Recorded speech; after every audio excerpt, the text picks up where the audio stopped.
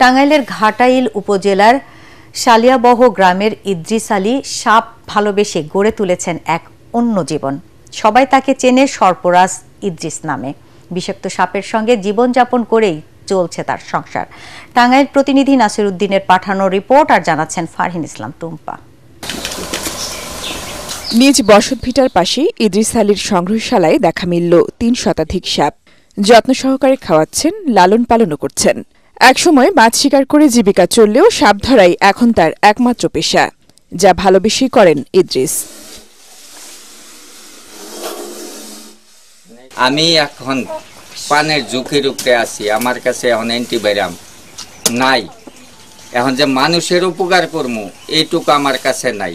এখন সাপ ধরবার যাবো, গেলে আমার মৃত্যু হয়, যাতে আমি 3 বেলা 4টা ডাল ভাত খাইতে পারি, মানুষের আপত্তি বিপদে দৌড়ে যাইতে পারি। আর সরকারিভাবে জেনি প্রতি থানা পর্যায়ে এই অ্যান্টিবায়োটিক ব্যবস্থা করা হোক। প্রায় 4 বছর আগে শুরু হয় তার সাপ ধরা। 2 শতাধিকবার বিষাক্ত সাপের কামড়ে আহত হলেও থেমে যাননি। আগে মাছ মারছে, প্রায় গেলে মাছ মারছে 4-5 হাজার টাকা করে মাছ মারছে। আমাকে তো কাজ কিসা চাল্লা, এখন সাপ ধরার প্রতি খুবই কাজ কিসাছি। এলাকাবাসী জানান, আশেপাশে কোথাও সাপের উপস্থিতির খবর পেলেই ডাক পড়ে তার। দেশের দূর দূরান্ত থেকেও সাপ তাড়াতে কিংবা ধরতে ছুটে যান ইদ্রিস আলী।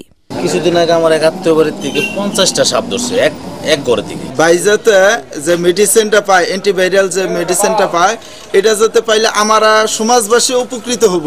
অল টাইম যে কোনো সময় ফোন দিলে সে তখন চলে যায় সাপের কাছে। একটা মানুষ মরে যায় ঘরে, একজন মানুষ ডরে যাইতে পারে না, তার উপকার করে। বিষাক্ত সাপ সংগ্রহের বিষয়টি ঝুঁকিপূর্ণ উল্লেখ করে পর্যাপ্ত নিরাপত্তা ব্যবস্থা রাখার পরামর্শ জেলা প্রাণী সম্পদ কর্মকর্তার। উনি যেহেতু নিয়ম বহির্ভূতভাবে এই সাপ ধরছেন এবং সংরক্ষণ করছেন, বিষয়টি অবশ্যই বন বিভাগকে অবহিত করা প্রয়োজন। বিষাক্ত সাপকে সঙ্গী করে ভিন্নধর্মী জীবন গড়ে তুলেছেন সরপরাজ ইদ্রিস আলী। ঝুঁকি থাকলেও থেমে নেই তার পথ চলা।